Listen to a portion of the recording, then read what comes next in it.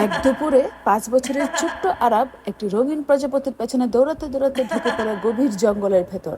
সে বুঝতেই পারেনি সে কতটা দূরে চলে এসেছে। হঠাৎ আলোর পরিমাণ কমে আসে। আরাব থেমে দাঁড়ায়, চারিদিকে তাকায়, কোথাও কোনো বাড়ির চিহ্ন নেই, মায়ের সারা শব্দ নেই। হঠাৎ এক বিশাল গাছের ভিতর থেকে বেরিয়ে আসে এক রাজকীয় রয়্যাল বেঙ্গল টাইগার। সন্ধ্যার নরম আলো তার চোখ জল জল করে। সে গর্জন করে না, শুধু চেয়ে থাকে। বাঘটি ফিরে হাঁটা শুরু করে, কিছু দূর গিয়ে আবার থামে, ফিরে তাকায় আরবের দিকে। আরব একটু দ্বিধা করে, তারপর আবার বাঘের দিকে এগিয়ে যায়। মনে হচ্ছে তার এক আশ্চর্য বন্ধুর পেছনে সে হাঁটছে। রাতে বাঘটি তাকে নিয়ে যায় একটি গুহায়। নিজে গুহার মুখে শুয়ে পড়ে যেন সে রক্ষাকর্তা। আরব তার পাশে গা গুটিয়ে ঘুমিয়ে পড়ে। মনে হয় এ বন্ধুর শরীরেই যেন লুকিয়ে আছে একটি নিরাপদ পৃথিবী।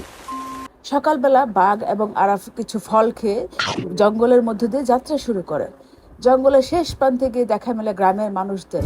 চোখে জল নিয়ে তার মা শক্ত করে তাকে জড়িয়ে ধরে। পেছনে দাঁড়িয়ে থাকা বাঘটি একবার তাকিয়ে চুপচাপ ফিরে যায় জঙ্গলের দিকে। হঠাৎ আরাব একদিন বড় হয়।